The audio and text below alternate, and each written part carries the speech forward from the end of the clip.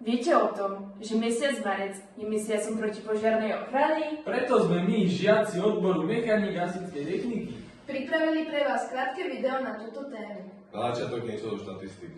Hasičský a záchranný zbor zaznamenal v roku 2024 Výrazný náraz zásahov a počet udalostí prekročil hranicu 31 600.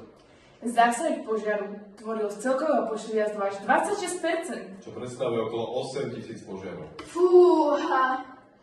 My sa teraz zameriame na požiar v kuchyni. Väčšina z nás si doma bežne varí či pečie niečo chutné pod zub. Hranolky, palacinky, syr a iné. A práve v kuchyni hrozí nebezpečenstvo vzniku požiaru. Pri varení a pečení používame rastlinné a živočíšne tuky či oleje. Ktoré pri zohriati na vysokú teplotu môžu Začať horieť. Aké sú najčastejšie príčiny vzniku požiaru v kuchyni? Požiar v hrnci alebo v pánvici.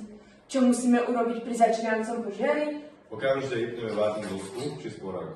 Prikryjeme horiaci hrniec alebo pánvicu pokrývkou.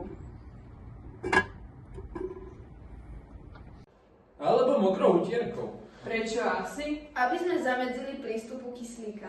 Čo náhodou začne horieť v rúre? Rýchlo ju vypneme a necháme zatvorené dvierka. S hrncami, panvicami a pekáčmi nemanipulujeme. Počkáme, kým nevychladnú. Ak nemôžeme použiť pokrievku alebo mokrú utierku, Použijeme soľ alebo rýžu. A zasypeme plamene. Ale pozor, isto nie je cukor alebo múku. Nikdy nepoužívajte na hasenie vodu. Tá sa okamžite odparí a zväčší svoj objem. Až 1700 krát. a spôsobí prudké vyvretie oleja alebo tuku z hrnca či panvice.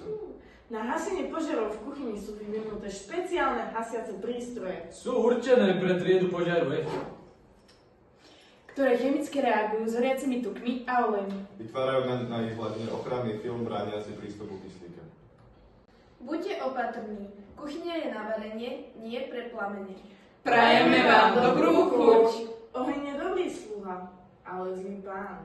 Ďakujeme za pozornosť.